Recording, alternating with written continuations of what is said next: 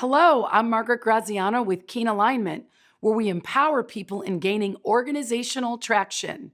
According to a study performed by Watson Wyatt, businesses with effective communication practices are 50% more likely to report employee turnover levels below the industry average. If your organization is performing below the mark or your people are not achieving their performance requirements, very often a root cause of this lack of traction is a breakdown in communication. Organizations can underestimate the power of communication. Leaders assume their message is cascading throughout the organization only to find out it hasn't, or that the meaning was changed, or there's a missing framework for communication so the message doesn't get where it's supposed to go. These breakdowns eventually wreak havoc on an organization and on performance. What we won't be discussing today is the framework for communication such as Slack or Basecamp. And while they're a staple in today's business world, the framework in and of itself does not solve the problem. The people with something to say do. What solves the problem of organizational performance is communications intelligence. Let's look at why. There are two pieces of communications intelligence. One is understanding what's so about how people listen, and the second is understanding what's so about how you communicate. So, how do people listen when there's no clear communication? In the absence of communication, people make things up. It's simply how the human brain is wired and how the ego is wired. When left up to our own devices or their own devices, your employees fill in the blanks, almost never with empowering thoughts. On the other hand, even when there is communication, it's often misunderstood or misinterpreted, and it misses the mark of the speaker's intention. Here's why. When conversations take place between a speaker and a listener, the first thing that happens is the listener has a biochemical reaction to what the speaker is saying. If it's a positive biochemical reaction, the listener is more open to hear and react in a positive manner. However, if the communication is interpreted as negative or threatening in any way, the bioreaction hijacks the listener's attention. This happens without the listener knowing or being aware it's happening. It's automatic. From the bioreaction comes feelings, from feelings come thoughts, from thoughts come beliefs, and then ultimately the listener draws a conclusion about what was said. All this happens in a nanosecond. When the listener is left with his own conclusions about what was said based on his personal interpretations, basically, if the listener is your employee, he assigns his own meaning to the message and believes that meaning to be true. Then, as all good employees, he shares with another person and she shares with another person, and so on and so on and so on. Now you have an entire work group or organizational culture operating with assumption about what they believe to be real. Unfortunately, in organizations that do not emphasize effective communication, this is the mode of relaying information that surfaces, and it never pays dividends. This mode of filling in the blank communication spreads as gossip throughout the organization and leads to an erosion of trust, misunderstandings, and ultimately a lack of employee engagement. So, what can you do about it? You can make communication effectiveness a cornerstone for your high performance organizational culture. To do that, let me introduce a model to you brought to us by Judith Glaser, author of Conversational Intelligence. Judith goes to great lengths to describe how the brain works in communication. This is your prefrontal cortex, aka your executive brain. This is where all new information comes in and is processed. When your employees are in a trusting state of mind, which means they're operating in courage, engagement, innovation, and synchronicity, they're more open, they're more willing, and they're more likely to hear the real message that's being delivered and respond in a yes and framework.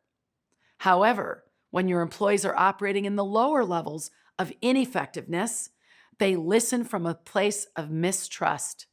As a reminder, the lower levels of individual, group, and organizational effectiveness are frustration, fear, and hopelessness. When employees are in one of these levels, in one of these states of mind, they simply cannot hear the communication.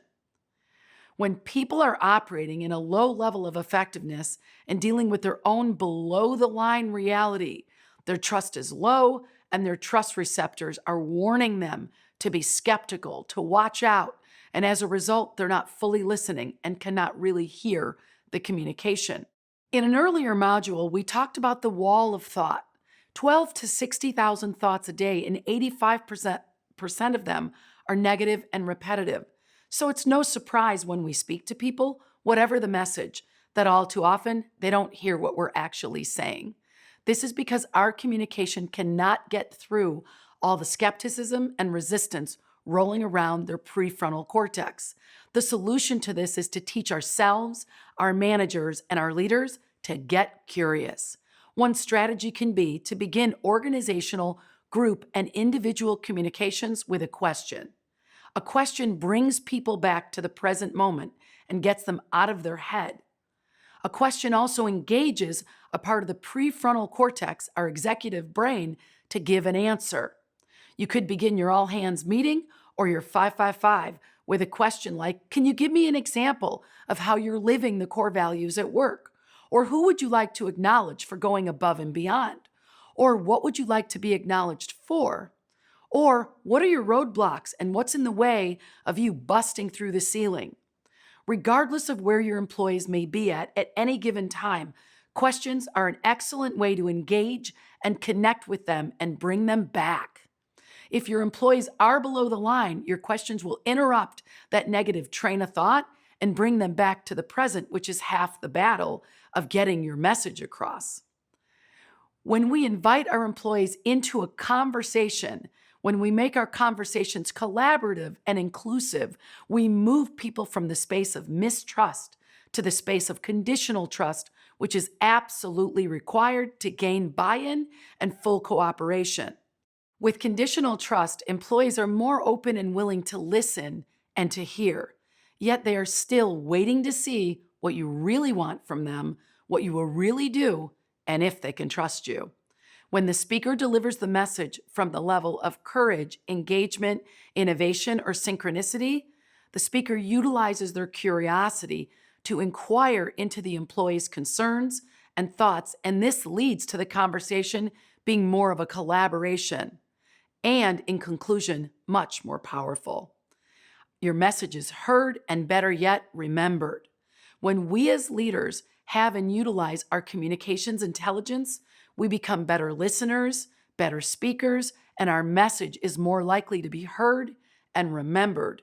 That being said, people need to hear the message 7 times before they commit it to memory. So share your message collaboratively, inclusively, early, and often. With so many distractions tugging at our employees for their mind share, there is no such thing as over-communicating in the business world. Now we're going to focus on listening. If you want to improve your ability to create trust and evaluate what's really being said in a conversation, it's important that you understand the 4 levels of listening. In the 4 levels of listening adapted from Otto Scharmer's work, level 1 is listening from our own perspective. We're listening from our habits, our habitual, already always patterns of judgment and thought. The things we hear are either right or wrong or good or bad, depending on how we feel about them. We're in our personal thinking and we're almost always judging what's being said. We reference everything through the lens that we already know it, and we already know that we already know it. In level 1, most of the time when people are speaking and we're listening, we're only reconfirming old habits and judgments. This impedes our ability to relate, connect, and be with another human being. When we move to level 2, we listen from outside of ourselves and we listen for the other. We notice the difference between what we're saying and what they're saying. We hear that it's different from our old perspectives, habits, and judgments, and we recognize that difference with an open mind. There's more tolerance and more inclusion. In level 3, we're listening from within. We're listening with an open heart. We make an emotional connection to the other, and we're being empathetic. We're seeing and hearing through another's eyes. This level allows us to step into the other person's shoes and feel where they're coming from. Level 3 listening gives us a perspective into where the other person is at in the conversation, what they may be feeling, and what they might be up against. It doesn't mean we don't have courageous conversations. It actually means that courageous conversations are better and more effective because we're having them with empathy.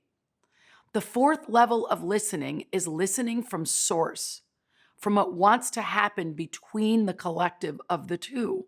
When we're listening from synergy, we're wanting a future to emerge. It's about forgetting our own agenda, our own judgments, and letting go and letting whatever wants to happen in that moment. It's the space of creation. Trust is essential for these kinds of conversations, which makes them incredibly powerful. Let's bring this back to improving performance management. If you want your employees to buy into the big vision and their role in delivering on the organizational priorities, your employees must feel connected to the future that wants to happen. This means you as a leader need to be listening from 2, 3, and 4, which takes practice, patience, and perseverance. Thank you for joining me today. I'll leave you with a quote by Sharon L. Alder. The most important thing in communication is hearing what isn't being said. The art of reading between the lines is a lifelong quest of the wise. Goodbye for now, and we'll see you tomorrow.